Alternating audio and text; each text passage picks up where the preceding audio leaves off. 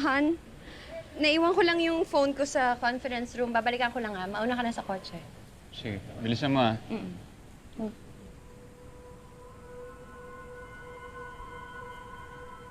Ang kopya ng bagong review niyo ni Jordan para may ma-review mo. Sige pa. Maraming salamat, attorney. Sige, tuna na ako. Sige pa. Christy, magdiretsahan nga tayong dalawa. Bakit ayaw mo na present ako kapag pupunta si Jordan kay Tori? If I know, gusto mo ba magkaroon ng opportunity na masolo siya? Ha? Gusto mo ba landiin yung fiancé ko? Tumigil ka nga, Shaira. Ang dumi-dumi ng utak mo. Oh, come on. Huwag ka na magmalinis. Ginawa mo na yun before, di ba? Remember? Kasal din kami ni Jordan, pero that didn't stop you para agawin siya sa akin. Ilang beses ko bang kailangan sabihin sa'yo na nakapag-move on na ako kay Jordan? Wala na akong balak agawin sa'yo yung mapapangasawa mo. I don't believe you. Para-paraan ka rin kung lumande. Pero in fairness sa'yo, no, kakaiba ka talaga. Kakasal ka na kay Leon, pero gusto mo pa rin patulan yung ex mo. Mauubusan ka ba ng lalaki? Ano? Pinapalabas mo na wala akong kwentang ama dahil napahamak ng anak natin? Ikaw, nasaan ka ba? Nung nagkasakit siya, nung umiiyak siya, nung nangungulila siya sa ina niya. Na doon ka nagpapakasarap sa buhay mo. Kaya huwag mong iinsultuhin ang pagiging magulang ko.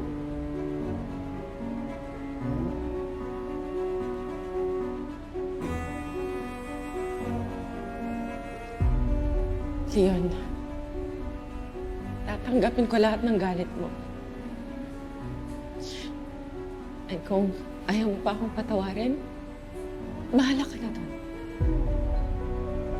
Pero huwag mo naman ipagkait kay Billy na magkaroon siya ng ina.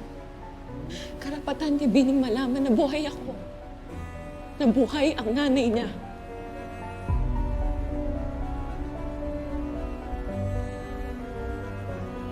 Please.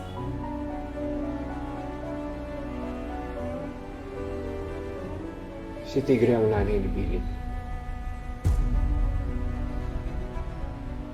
Matagal na siyang patay. Kaya bumalik ka na sa pinanggalingan mo. Dahil hindi ka namin kailangan dalawa. Leon, please. Pag-isipan mo muna. Leon?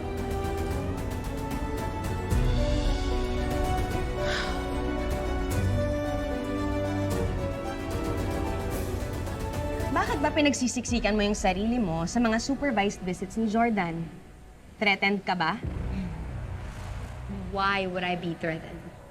Halata naman kasi, Shaire. Nanggagalaiti ka kasi insecure ka. Alam mo kasi kung sigurado ka naman na mahal ka ni Jordan, eh hindi ka naman magkakaganyan, di ba? I trust Jordan. Sa'yo ako walang tiwala. Talaga? Talaga lang. Kasi isang rason lang naman yung pumapasok sa isip ko. Kung confident ka na mahal ka talaga ni Jordan, eh hindi ka naman matatakot na may mangyaring milagro o may gawin siya.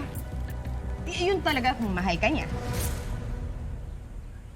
Mahal ka nga ba talaga niya?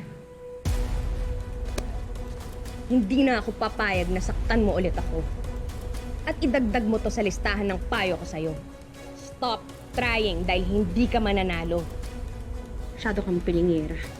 Oh, pilingera? Sige, kumalas ka. Subukan mo. Sige. Ano ka ngayon? Ano ka ngayon? Christy! Ano ka ngayon, ha? Ano ka? Sige. Wag. Eh kung ilaglag kita dyan. No. Ha? Christy, no, Ano? please. O ngayon, mukha kang maamong tupa kapag kailangan mo ng tulong. Ha? Sige.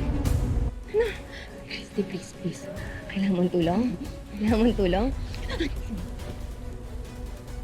Pagpasalamat ka, mabait ako at di ako katulad mo.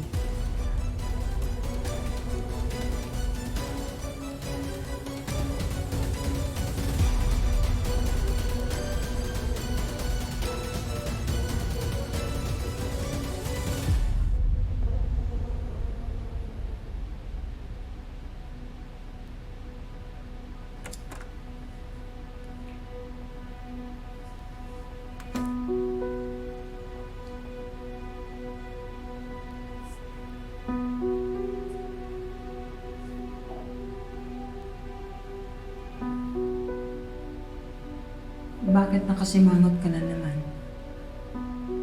May problema bang bago? Kausa. Nakausap po yung nanay ni Billy. Buhay si Hana.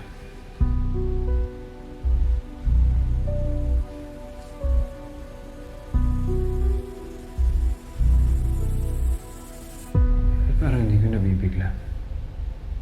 Alam mo na ba? Leon, nakita ko siya kahapon. Dito, nung dumalaw siya kay Billy.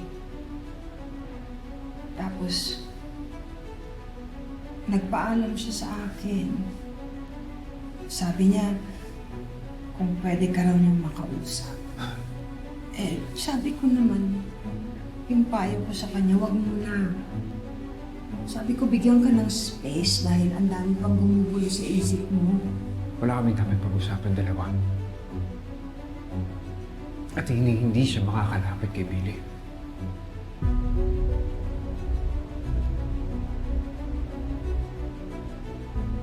Pero Leon, may karapatan pa rin siya kay Billy dahil nanay siya ng anak ninyo.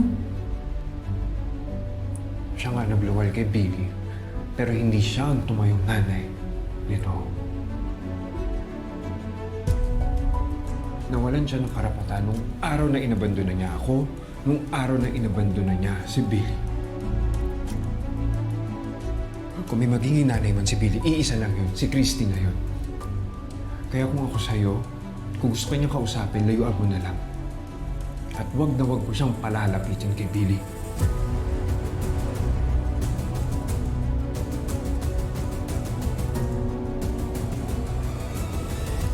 Opo, matapos na yung mediation namin. Yes, nagkasundo na rin kami ni Jordan na pupunta si Tori sa kasal. Makakwentuhan ko na lang kayo mamaya, ha? Kakamusahin ko lang yung lagay ni Billy para sigurado ako na okay ang lahat. Ha? Sige, ma, sige.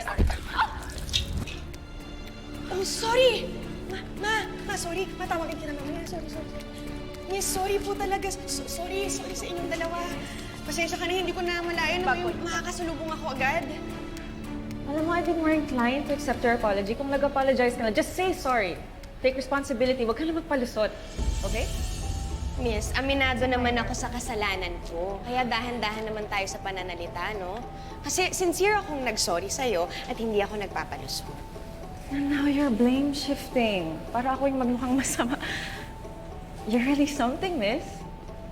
Really something. Miss, mukha naman po kayong edukada, no? Mukhang nag-aaral naman kayo ng maayos, pero parang kailangan niyo yatang ulitin yung good manners and right conduct. Okay, so it seems like alam mo na lahat, no? Siguro ang kailangan mong matutunan, miss, is to know when to shut up. Nasira na yung fake apology mo. So just say sorry and go.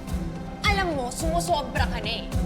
Hindi ako papayag na magpalait sa'yo ng ganyan-ganyan lang. Yung bibig mo, kung walang magandang sasabihin yan, itikom mo.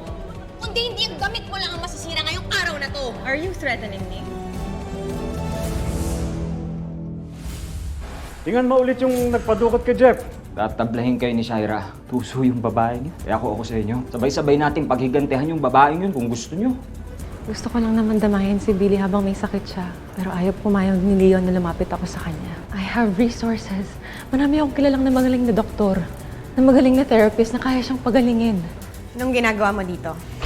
Bitawan mo si Billy bago pa ako tumawag ng security.